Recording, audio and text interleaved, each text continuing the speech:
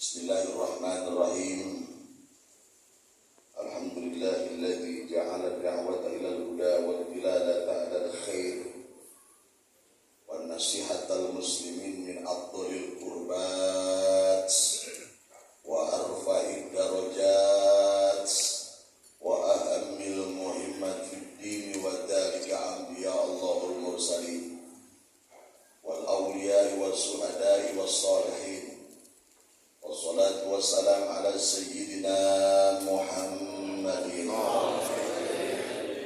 Rasulul amin wa habibil matin khatamin nabiyyin wa imamil muttaqin wa sayyidis sabiqin wa ala alihi wa ashabihi al-mujahidin al-zahirin. Rabbi shrah li sadri wa yassir li amri wa hlul 'uqdatam min lisani yafqahu qawli waj'al waziran min ahli wahdi qulubana bihaqqi sayyidina Muhammad wahdi qulubana bihaqqi sayyidina Muhammad wahdi qulubana bihaqqi sayyidina Muhammadin sallallahu alaihi wasallam. Allahumma akhrijna min dhulumatil wahmi wa akrimna bin nuril fahmi waftah alaina bi ma'rifatil ilmi wa hassin akhlaqana bil hilmi wasahhilana abwaaba fadlika wansur alaina min khazaini rahmatika ya arhamar rahimin ya arhamar rahimin ya arhamar rahimin. Maulaya shalli wa sallim daiman abada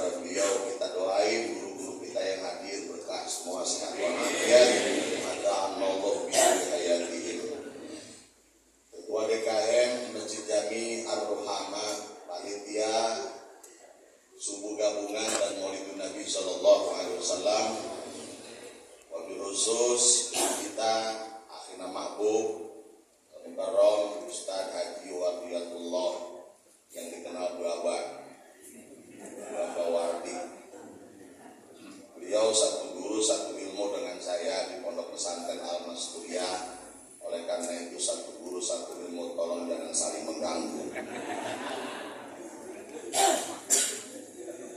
Profesor Dr. Said Muhammad bin Alwi Al-Maliki Al-Hasani.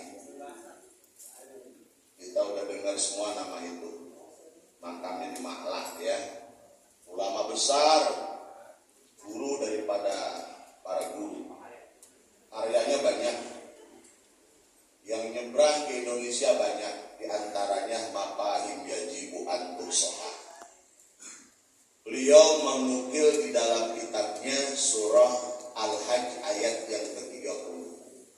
A'udzu billahi minasy syaithanir rajim.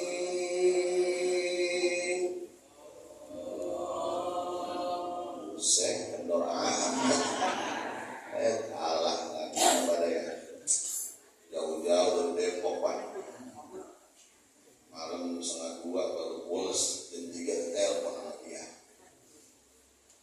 Udah ngatur napas dari gigit. Bersihkan narik ayat kagak ditimpa sakit hati. Sakitnya di sini. Pokoknya yang nyautnya semangat didoain berkah kita. Amin. Yang pura-pura diem manyun aja, hatinya manyun. Orang kan kalau mati ditutupin pakai kain putih gitu tuh. Begitu ada yang tajam dibuka. Namanya Udin. Ada Udin. Udin Al-Manyun. Kenapa matinya manyun? Karena dibacain ayat Allah dia manyun aja. A'udzu billahi minasy syaithanir rajim.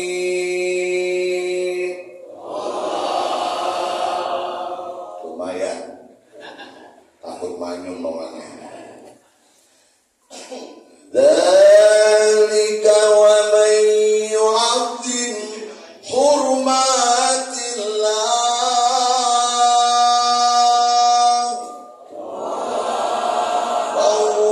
khairul lahu inda rabbih. Demikian siapa yang mengagungkan, siapa yang membesarkan apa-apa yang terhormat di sisi Allah, bahwa khairul lahu inda rabbih, maka orang yang demikian itu dapat kebaikan di sisi Allah. Pertanyaannya, apa sih yang terhormat di sisi Allah? Banyak, ada waktu, ada benda, ada makhluk yang lain, termasuk manusia. Ada waktu-waktu yang terhormat. Makanya Allah sebut wal fajr, wal duha, wal asr, ya kan? Nah, termasuk wal fajr. Alhamdulillah pada hari ini kita menghormati waktu fajar dengan subuh berjamaah, maulid, maka insyaallah fahuwa khairul lahu inda rabbih. Keren gak? Keren gak? Kan waktu fajar waktu yang paling keren. Aqimus shalat dari dulu bisyamsi ila ghasaqil laili wa qur'anal fajr. Inna qur'anal fajri kana mashhuda. Salat yang disaksikan oleh 2 malaikat adalah salat subuh. Alhamdulillah hari ini kita sholat subuh berjamaah, amin. Sholat berjamaah rahasianya bukan cuma 27 derajat, tapi bisa menambah ketidakhusyuan satu dengan lain. Misalnya begitu takbir, Ustaz Wardiyatullah baca Fatihah melamun, lagi mikirin kebuli lain ya man.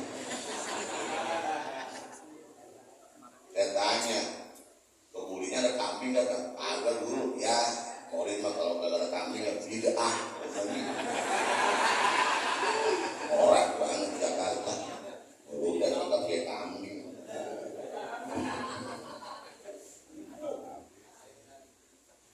Beliau lagi sholat berjamaah baca Fatihah ngelamun, ini khusyuk.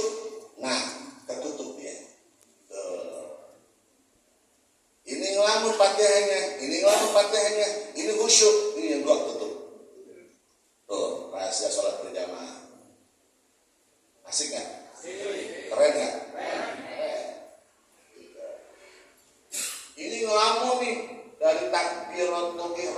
pakai salam ngelamun, emang lagi berantem sama bini. Tapi ada di barisan sholat ketutup sama ini. Tuh kehebatan sholat berjamaah. Alhamdulillah. Yang kedua, urusan sholat berjamaah kan tokoh legendarisnya kan sahabat Maktum ya. Sahabat Maktum matanya buta.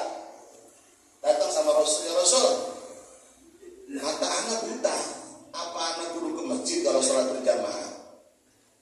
Rasul bilang, ente masih dengar gak suara azan? Dengar kan? Harus. Maka sahabat Maktum begitu musim hujan, becek, tanahnya lengket, dia tetap bela-belain sholat berjamaah. Apa yang beliau lakukan? Dia bikin tambang dari rumah ke masjid. Keren nggak? Ada nggak di sini model begitu?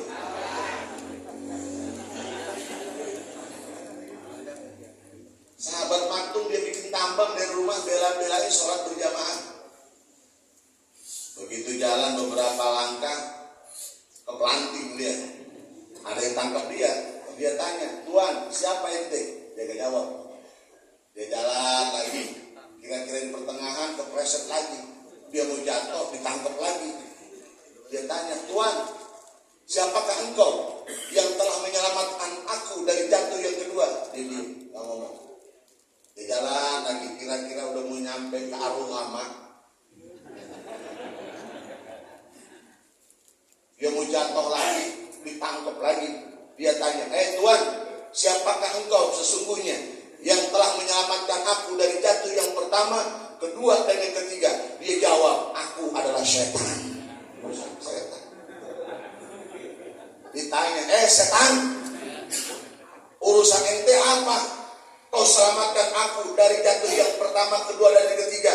Setan jawab, Maktum, kalau kau jatuh yang pertama karena perjalanan muliamu dari rumah ke masjid, maka dosamu akan dimaafkan oleh Allah Subhanahu wa taala. Maktum, kalau jatuh yang kedua aku tidak tanggap, aku tidak selamatkan, maka bukan dosamu yang cuma dimaafkan, bini ente, anak-anak ente yang kali ke masjid dimaafin dosanya sama Allah. Maktum, kalau kau jatuh yang ketiga, aku tidak selamatkan engkau, bukan cuma ente, istri dan anak-anak ente, tetangga yang lagi pada bungkel kagak ke masjid, dosanya dimaafkan oleh Allah Subhanahu wa taala. Alhamdulillah. Kata siapa? Syaratnya jatuh. Ya tentu nggak begitu. Ini sebuah beban yang luar biasa. Maka hari ini kita sudah berangkat ke masjid. Hari ini kita sudah memakmurkan masjid. Hari ini kita sudah menghormati waktu fajar. Bini kita kagak kemari, anak kita nggak kesini. Mudah-mudahan anak bini kita dimaafin dosanya. Allah Muhammad. Anak kagak kemari, bini kagak kemari, tetangga ada yang kagak kemari, emang bulader. Ada yang model begitu sini? Ada nggak kira-kira? Sawangan. Di sini mah insya Allah lebih parah. Kalau Allah Muhammad. Waktu ada yang dihormati oleh Allah. Di antaranya waktu fajar. Alhamdulillah. Maka mudah-mudahan kita yang menghormati waktu fajar hari ini, bahwa khairul lahu inda rabbi. Yang kedua, Profesor Dr. Syekh Muhammad bin Ali Al-Maliki Al-Hasani, beliau menyebut ada benda. Benda ini terhormat di sisi Allah. Kalau benda ini kita hormati, benda ini kita jaga, benda ini kita muliakan, orang ini akan dimuliakan oleh Allah Subhanahu wa taala. Benda lupa. Yang nyebut bukan Ahmad Fakhruddin Muradi, Profesor Dr. Syekh Muhammad bin Ali Al-Maliki, gurunya para guru, betul? Beliau sebut yang pertama apa? Maqam Ibrahim. Batu bukan? Benda bukan? Maqam Ibrahim itu depan Ka'bah, yang kurang lebih 6 meter dari badan Ka'bah. Saya bilang kayak kandang burung. Ya, diteralis dengan besi yang begitu kuat, dilapis dengan kaca yang begitu tebal. Tapi kalau kita habis tawaf, kan kita sholat di belakang Maqam Ibrahim, kita mepet, kita tegesin begitu, di dalamnya ada batu. Betul? Ini bukan batu jongkok.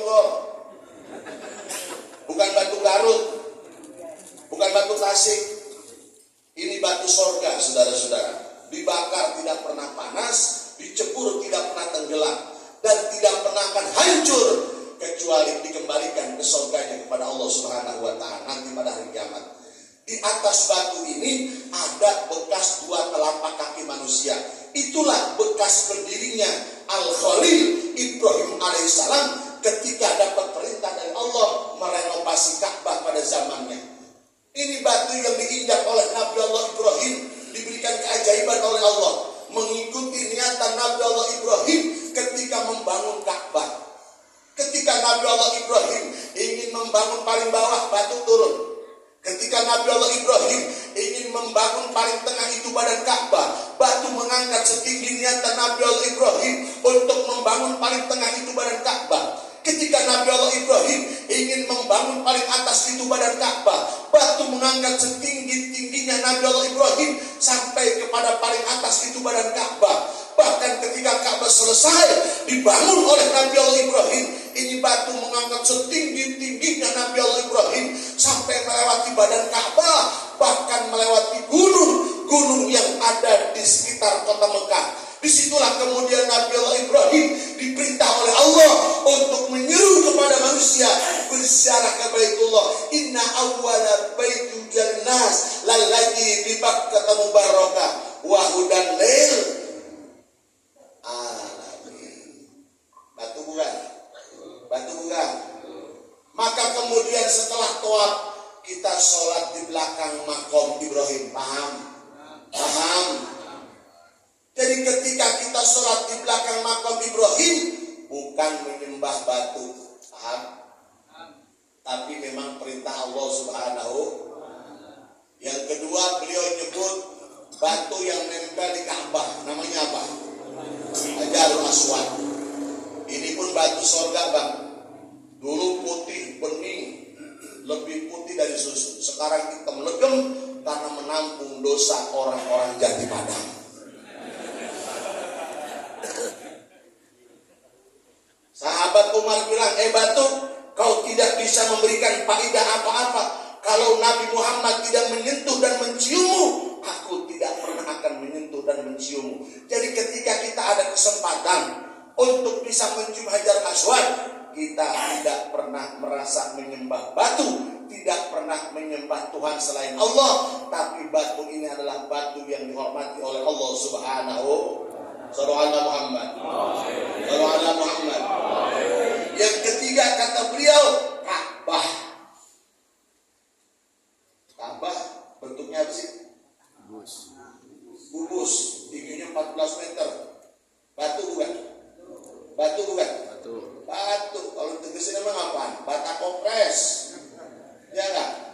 Tapi bangunan yang model begitu yang bikin tukangnya bukan dari Jati Padang, mah. Yang bangun Ka'bah adalah malaikat. Ketika Allah berfirman kepada malaikat, wa idqala rabbuka lil malaikati inni ja'ilun fil ardi khalifah. Qalu atashhadu fiha may yufsidu fiha wa yasfiku dima wa nahnu nusabbihu bihamdika wa nuqaddisu lak. Qala inni a'lamu ma la ta'lamun. Hai malaikat, aku akan menciptakan khalifah di bumi ini dari golongan bangsa manusia. Malaikat kaget, baru protes. Qalu ataj'alu fiha ma yufsidu fiha wa yasfiku dima.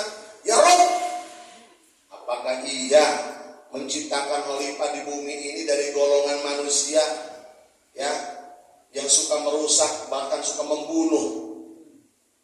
Benar nggak kira-kira profesi malaikat? Suka merusak, ngurusin jaket jadi jaket.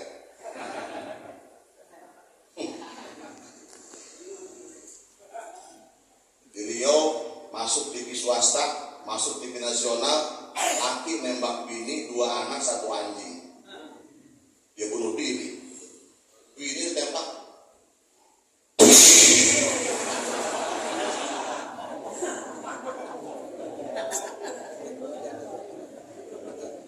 Mati bininya. dua ngamuk, laki-laki, yang satu tembak anaknya, mati. Abangnya ngamuk, tembak lagi, bini satu, dua anak mati. Anjing ngamuk, tembak anjing. Sebelum mati anjing nangis, kata anjing, anjing lo. Daripada ketahuan brimob ditangkap polisi sekalian aja dah, jebol pak otaknya. Itu yang model begitu manusia apa malaikat? Malaikat apa manusia? Pantes kalau malaikat protes, betul nggak? Masa yang model begini brengsek di bawah? Halo? Kayak cerita di India suka ngerekam. Ini ada cerita di India nih. Ya manusia tukang rekayasa. Ada ustad di India tapi bukan di sini. Kalau contohnya di sini tak tersinggung lagi. Ini ada ustad di India. Ustad begitu merongkat sholat Jumat, anaknya namanya si Ipul. Ipul kan India. Ustad begitu mau berangkat Jumatan, berangkat dia. Begitu sampai di masjid, si Ipul yang udah punya kewajiban sholat Jumat kagak sembahyang. Halo? Lanjut. Begitu bapaknya lagi Jumatan, di rumah si Ipul kagak sholat Jumat. Ada ayam jago masuk rumah dia. Ditangkap. Maknya lihat. Kata maknya, Pul, lepas Pul. Itu bukan ayam kita. Enggak mak. Lepas. Enggak boleh. Dosa. Apa kata Ipul? Mak, kapan lagi sih mak kita makan opor ayam? Mak dibilang begitu sama anak, hatinya kendor. Ya udah Pul, kalau begitu mah lu potong nanti mah yang megangin. Emaknya pegangin, Ipul motong. Begitu mau dipotong, emaknya bilang, Pul, kita ntar kalau udah jadi opor jangan kita makan dulu ya, kita tungguin baba.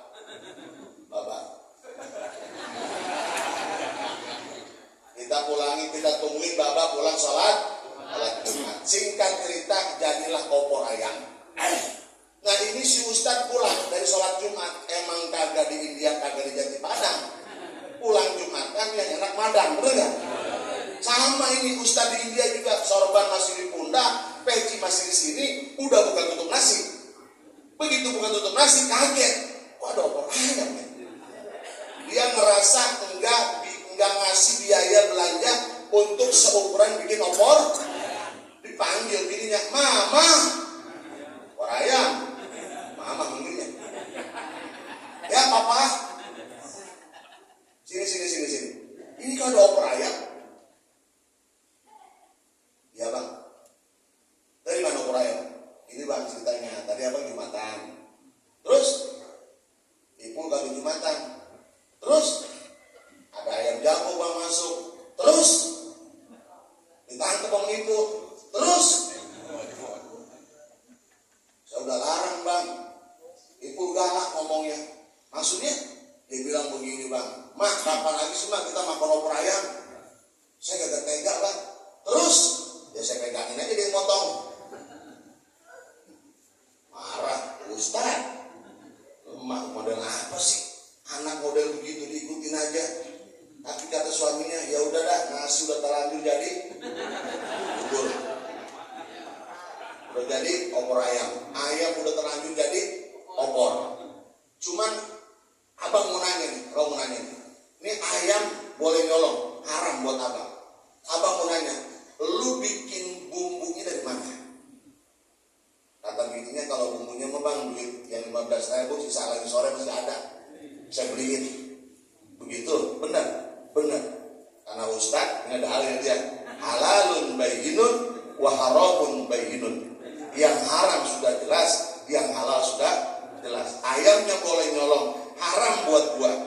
Kuahnya boleh beli sendiri, maka halal buat saya. Jadi lu makan ayam mendut, gua kuahnya doang.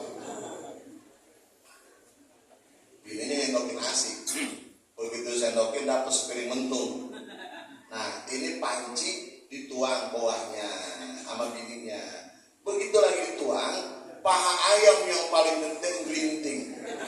jatuh di nasi suaminya, dia marah. Lu ngerti nggak? Gue bilang dagingnya haram, itu ayam boleh nyolong, gue kuahnya doang. Apa kata bininya? Wallahi bang, billahi bang, saya nggak sengaja, saya juga maksud jatuhin kuah doang. Maksud lu? Ya itu yang satu nggak sengaja. Oh kalau nggak sengaja halalun bayyinun wa haramun bayyinun. Ujung-ujungnya daging makan, kuahnya ngablak-ngablak sudah. Ini begitu manusia apa malaikat? Manusia apa malaikat? Qalu ataj'alu biha ma yufsidu biha wa yasfiku dima. Masa yang model begitu yang akan menjadikan khalifah, kata malaikat. Wa nahnu nusabbihu bihamdika wa nuqaddisu lak. Sementara kami bertasbih, bertahmid, memuji engkau. Apa jawab Allah? Qala inni a'lamu ma la ta'lamun. Malaikat, aku lebih tahu dari apa yang kau tidak ketahui. Malaikat sensinya luar biasa, merasa Allah murka. Malaikat sedih dan menangis, sujud di hadapan Allah, kemudian tawaf di Arasy. Diketahui oleh Allah, maka kemudian Allah buatkan Ka'bah langit. Maka sejak itu sampai hari kiamat tidak kurang 70.000 malaikat tawaf di langit, tawaf di Arasy sebagai bentuk taubatnya malaikat kepada Allah Subhanahu. Maka kemudian diperintahkan satu malaikat untuk membuat Ka'bah yang ada di bumi, yang ada di Mekah Al-Mukarramah. Maka Ka'bah yang ada di bumi merupakan poros langit, saudara-saudara. Setelah itu kemudian malaikat diperintah untuk tawaf sebagai hadiah dari Allah menciptakan Ka'bah. Setelah malaikat kemudian bangsa manusia yang pertama diperintahkan untuk tawaf adalah Nabi Allah Adam. Ketika Nabi Allah Adam tawaf, dijaga oleh malaikat, Adam, aku sudah 200 tahun yang lalu tawaf di tempat ini. Kau sudah melakukan amaliyah dunia, minta hadiah kepada Tuhanmu. Hai, ya Rabb, aku sudah beramal dunia, aku minta hadiah. Kau maunya apa Adam? Maafkan dosaku ya Rabb, terima taubatku ya Allah. Diaminkan oleh Allah Subhanahu. Tapi Nabi Allah Adam gak cukup sampai di situ, minta lagi kepada Allah, ya Rabbana, aku mohon kepadamu, bukan cuma dosaku, bukan cuma taubatku yang kau terima, seluruh anak-anakku, anak cucu keturunanku yang tawaf di tempat ini, maafkan dosanya, terima taubatnya, diaminkan oleh Allah Subhanahu. Orang-orang yang tawaf di Ka'bah, dosanya dimaafin, taubatnya diterima, dapat garansi doa dari Nabi kita, Nabi Allah Adam alaihis. Benda bukan. Maka ketika kita sholat menghadap Ka'bah, apalagi sholatnya di sono, yang dari ngalor ngadep ngidul ngadep ngalor, dari Bletar ngadep ngulon ngadep, ngadep kemana? Apakah ketika kita menghadap Ka'bah menyembah batu? Wallahi tidak pernah terdetik. Tapi perintah Allah, awalli wajhaka syatral masjidil haram. Sallu ala Muhammad. Sallu ala Muhammad. Sallu ala Muhammad. Qanatullah salamullah ala taha rasulillah. Qanatullah salamullah ala yasin habibillah.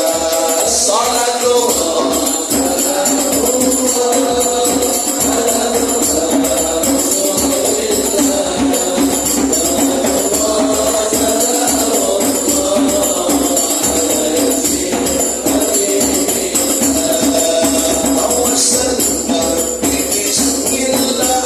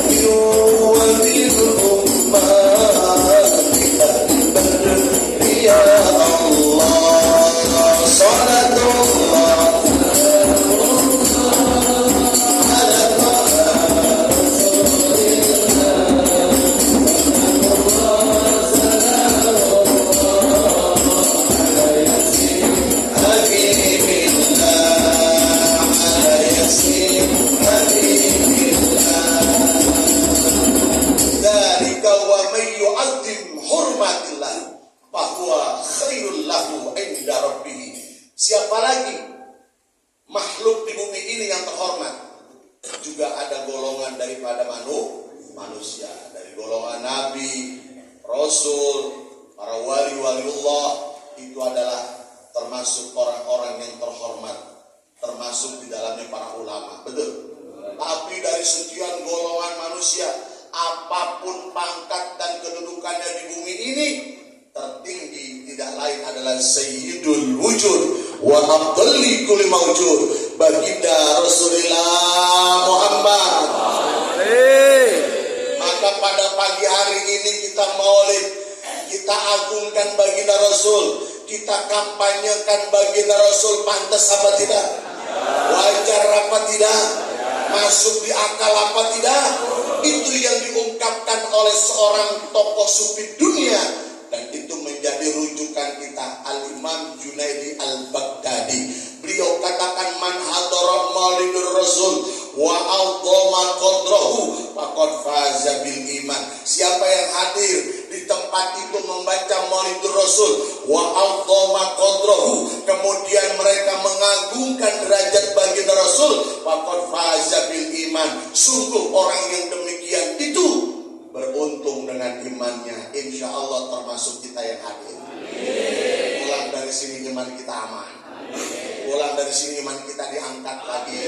Sebab model iman kita dan model saya udah diomongin sama Hujjatul Islam Al-Imamul Ghazali, yazidu wa yanqusu. Iman kita kadang-kadang naik, iman kita kadang-kadang tambah, iman kita kadang-kadang jujur bang, banyakkan naik atau banyakkan turun? Ayo. Saya sering bilang iman kayak emas ya. Ada iman yang 24 karat, ada iman yang 23 karat, ada iman yang sekarat.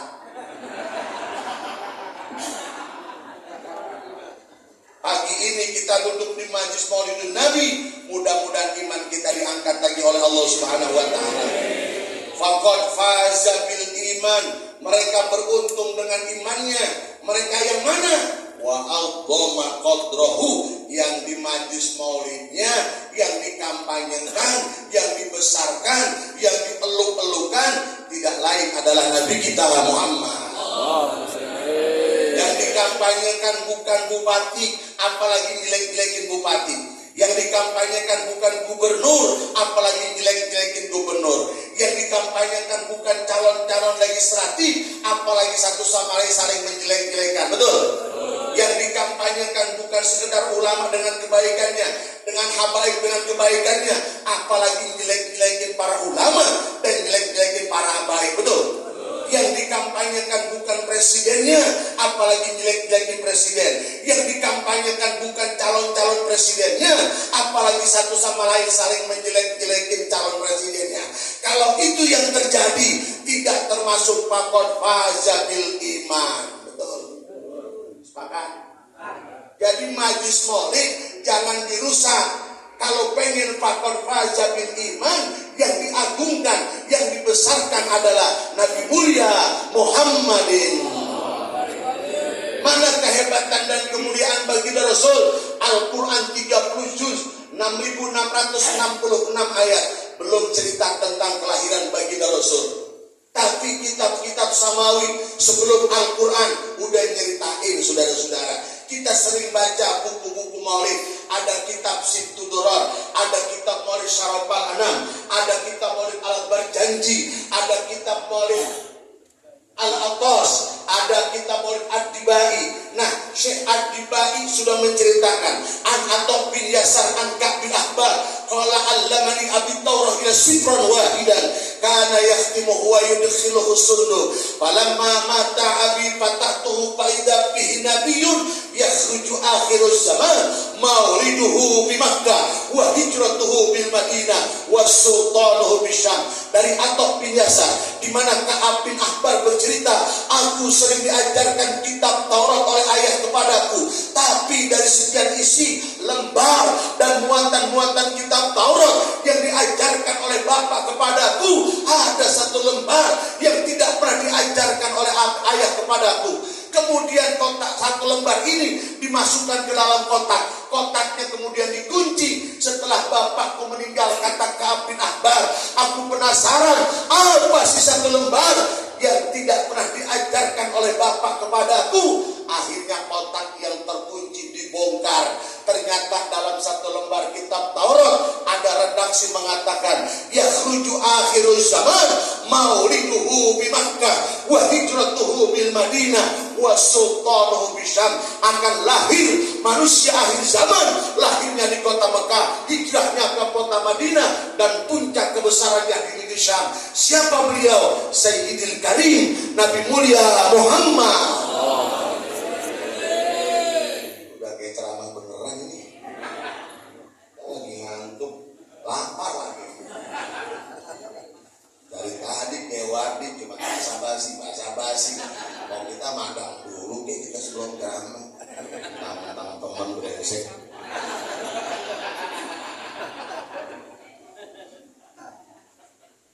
Terus, jadi kalau kita pengen beruntung dengan maulid di tempat ini dan di mana-mana, termasuk faktor faizah bil iman, syaratnya wa a'dhama qadrahu, mengagungkan kedudukan Nabi kita Muhammad.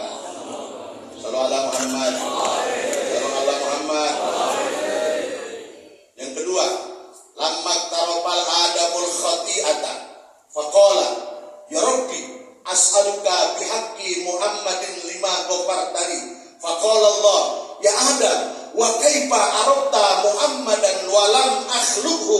Qala lamma khalaqtani biyadika wa nafahta fiyya min ruhika rafa'tu ra'si fara'aitu ala qawaimil arsy maktuban la ilaha Muhammadur Rasulullah. Fa'alimtu annaka lam tujib ila ismika illa ahabbal khalqi ilaika. Faqala Allah saddaqta ya Adam innahu la ahabbul khalqi ilayya ud'uni bihaqqihi faqad ghafartu laka walaula Muhammadun ma khalaqtuka. Ada yang hafal? Ada yang ngerti? Angkat tangan yang hafal, pulang duluan. Ketika Nabi Allah Adam merasa salah, ketika Nabi Allah Adam merasa berdosa kepada Allah, Nabi Allah Adam minta kepada Allah, ya Rabb, maafkan dosaku, dengan sebab menyebut nama Nabi Muhammad sallallahu alaihi Muhammad. Allah berfirman kepada Nabi Allah Adam, ya Adam, kamu kenal di mana? Aku belum menciptakan makhluk yang bernama Nabi Muhammad. Nabi Allah Adam bilang kepada Allah, ya Rabb, ketika dengan kekuasaanmu kau ciptakan aku, ketika ruh kau tebuskan ke dalam badanku, kau hidupkan aku, ketika aku ngedangak ke langit, ketika ngedangak, ada ibu-ibu. Ini ibu-ibu jadi di atas begini ya. Nenek-nenek mulu lagi. Mau kita yang ngintip, yang botol-botolan apa gitu. Ketika aku menengadah ke langit, aku lihat di kaki langit, aku lihat di arasy terukir, bahkan terukir dan termaktub di dalam kaki langit, di dalam arasy ada lafaz la ilaha Muhammadur Rasulullah. Nabi Allah Adam bilang, ya Rabb, gak mungkin nama Muhammad itu bersandar, berdampingan, sejajar dengan lafzul jalalah, lafaz Allah yang mulia, yang agung, yang istimewa. Kalau bukan makhluk itu kau muliakan, kau istimewakan. Allah benarkan, saddaqta ya Adam, benar wahai engkau Adam, dia adalah makhluk yang aku muliakan, dia adalah makhluk yang aku puji, dia adalah makhluk yang aku istimewakan. Ud'uni bihaqqihi faqad ghafartu laka. Adam, mohonlah kau kepadaku, mintalah kau kepadaku, munajatlah kau kepadaku dengan sebab menyebut nama Muhammad, sungguh dosamu akan aku maafkan. Walaula Muhammadun ma khalaqtuka. Adam, kalau bukan karena Muhammad, aku tidak akan ciptakan engkau wahai Adam. Adam Malik, Adam Jordan, Adam Semit, dan Adam yang lagi liatin saya. Keren gak? Keren gak? Di mana kerennya? Nabi Adam udah berselawat kepada Nabi Muhammad, badannya belum ada di bumi. 2000 tahun cahaya Nabi Muhammad udah diciptakan sebelum Nabi Allah Adam diciptakan. Di mana keren yang kedua? Baginda Rasul badannya belum ada di bumi, nama namanya udah masyhur, namanya udah terukir dari langit. Shallallahu alaihi Muhammad. Beda sama orang Jati Padang, badannya ada di bumi, bingung kan punya nama. Ini yang nanya, bang kasih nama lah bang, bocah. Siapa ya? Terserah bang, apa kan kepala rumah tangga, kan gue mau tolong, kata lagi. Lu aja dah, emangnya, apalagi saya bang bego. Pakai bulan dah, ngingetin anak, bulan apa? Bulan Juli, ya udah Jono. Yang perempuan bang, oh iya bulan Mei, Messi, ya Messi. Mandi di kali, dijemur, betisnya burik, digaruk kumpul, Messi, saudara. Badannya belum ada di bumi, namanya sudah terukir di langit. Shallallahu alaihi Muhammad. Ada kalimat la ilaha Muhammadur Rasul. Nah, kita semua yang hadir malam ini, pagi hari ini mau nggak? Ada nama Allah, ada kehadiran Nabi Muhammad, ada wajah-wajah kita, mau nggak? Mau nggak? Kalau mau, banyakin kalimat itu. Abdul dzikri fa'lam annahu dan insya Allah model kita udah nggak saksi lagi, betul? Udah tukangnya kita mah, betul?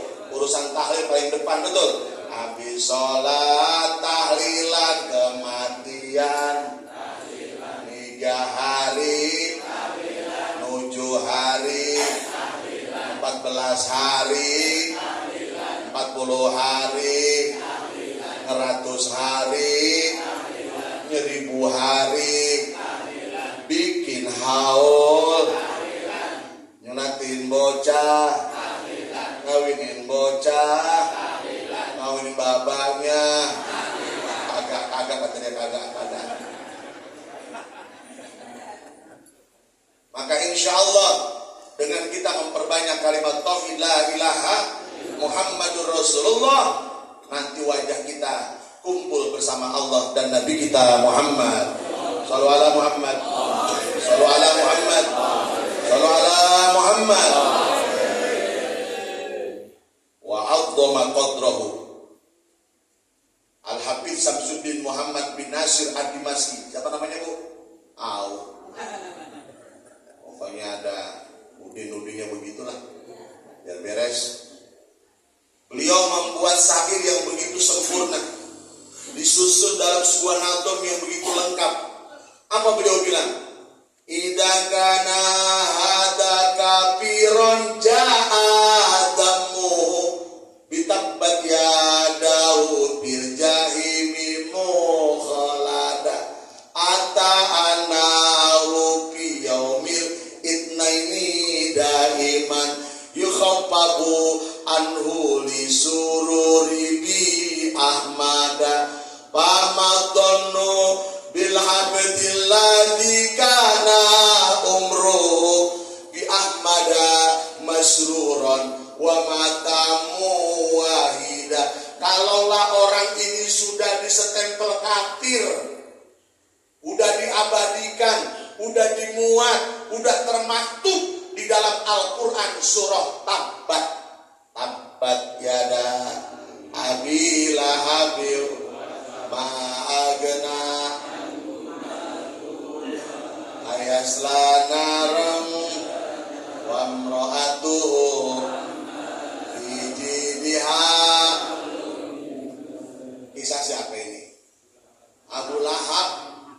Kalaulah Abu Lahab yang sudah disestempel kafir, udah diabadikan dalam Al-Quran, setiap hari Senin Abu Lahab dosa-dosanya dari mati sampai kiamat setiap hari Senin diringankan oleh Allah, dimaafkan oleh Allah. Sebab apa? Girang menyambut lahirnya Nabi kita Muhammad. Kisahnya begini, Bu. Abu Lahab punya pembantu. Tadi Ki Abdurrahman Muhtari udah ngomong-ngomong pembantu, saya dengerin tadi. Saya datang dari pagi, Pak, ngopi belakang udah. Madam kok ya? Ya, ngopi doang, utak perut kita ini.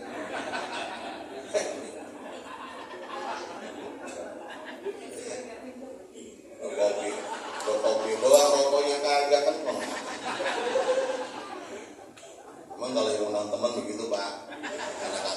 dah.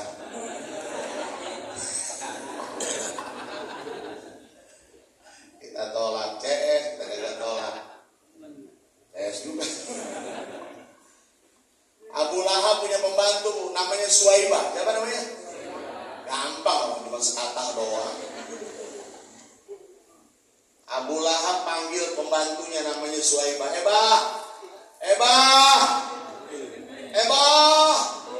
Radio. Abu Lahab pernah keceseeng kayaknya ini.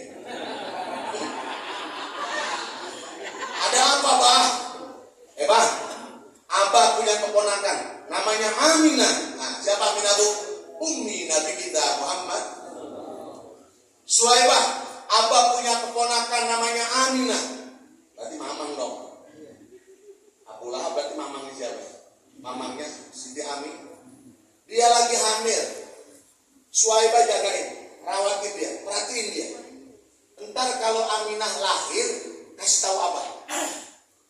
Dan Abah janji, kalau Aminah melahirkan bayi laki-laki, Suwaibah Abah bebaskan dari dunia perbudakan. Wah, mendengar hadiah bebas dari dunia perbudakan, pekerjaan yang bukan gampang, dia girang banget. Akhirnya dirawatin, dijagain, diperhatiin itu siapa? Siti Aminah. 4, 5, 9 bulan bu, Siti Aminah lahir. Suwaibah begitu melihat Aminah melahirkan bayi laki-laki, ingat pesan Big Boss. Big Boss besar, Abu Lahab. Benar bayi laki-laki. Suwaibah teriak, Abah Lahab, Abah Lahab, Abah Lahab, Abah Lahab, Abah Lahab.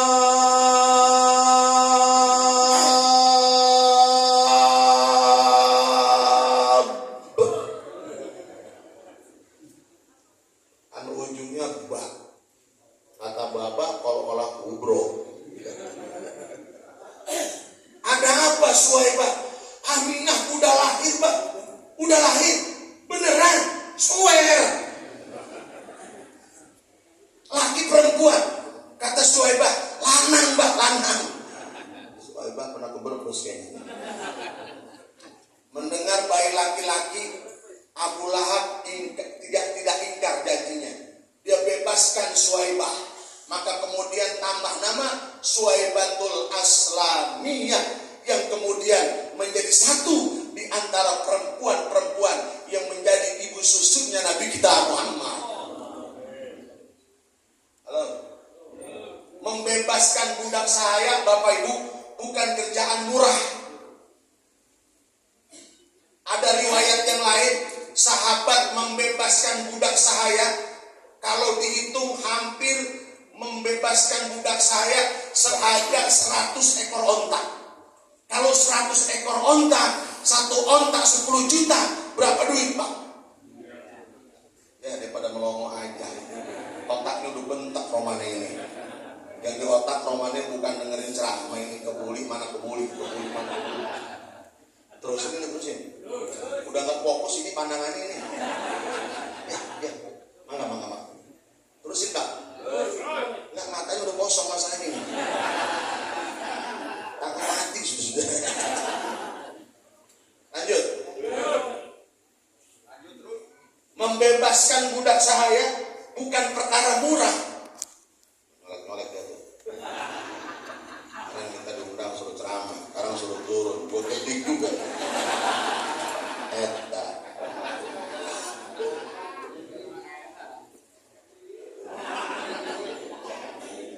Lanjut. Dikit lagi dah. Ya. Apa kemudian?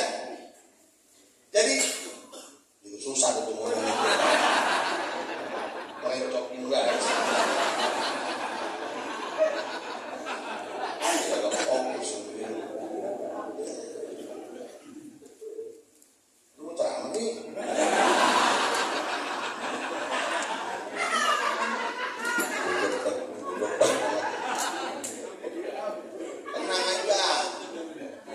Kuasain jam berapa gue turun bodo amat. Lanjut ya. Sampai di mana? Gue lupa jadinya. Abu Lahab, saudara-saudara, kira-kira kalau diduitin Abu Lahab menyambut baginda Rasul, kira-kira 1 miliar dia korbanin duitnya untuk menyambut lahirnya Nabi kita Muhammad. Keren gak? Keren gak? Ini Masjid Ar-Ruhama kira-kira muludan ada gak 1 M modal? Alah makapir. Lewat tanda kagak ya gak? Unggul-unggul kan inventaris semua. Konsisten punya RT ini 100 juta juga belum angkat, 50 belum, 20 belum, 10 mah habis dah ya gak? Kebuli, konsisten, adro, sama mantu.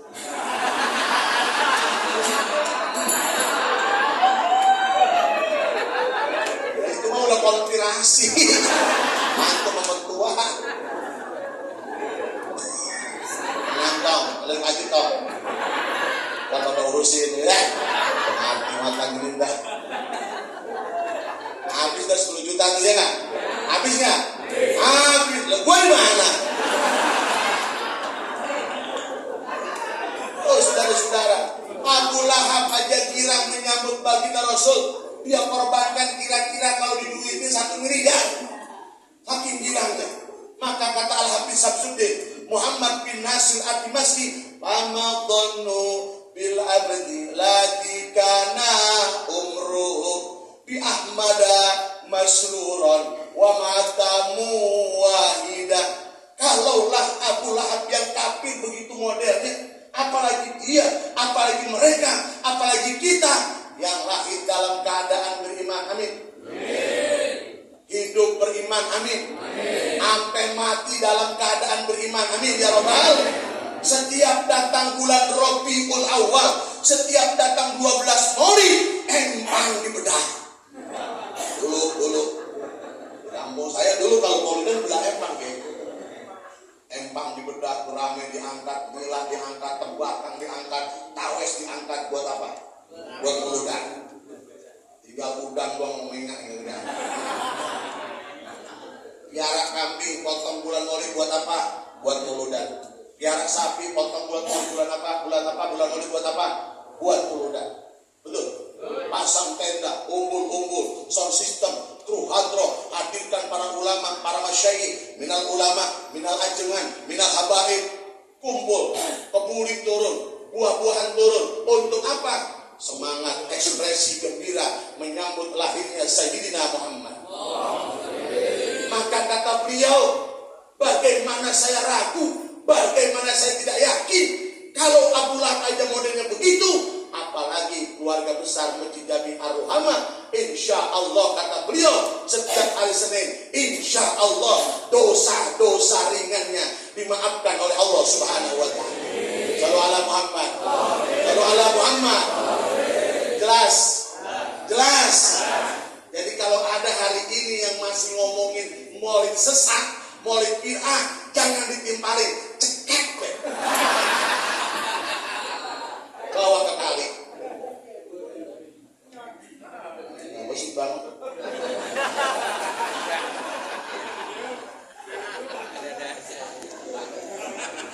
Udah ngomong posisinya seberapa, gue tak ngerti.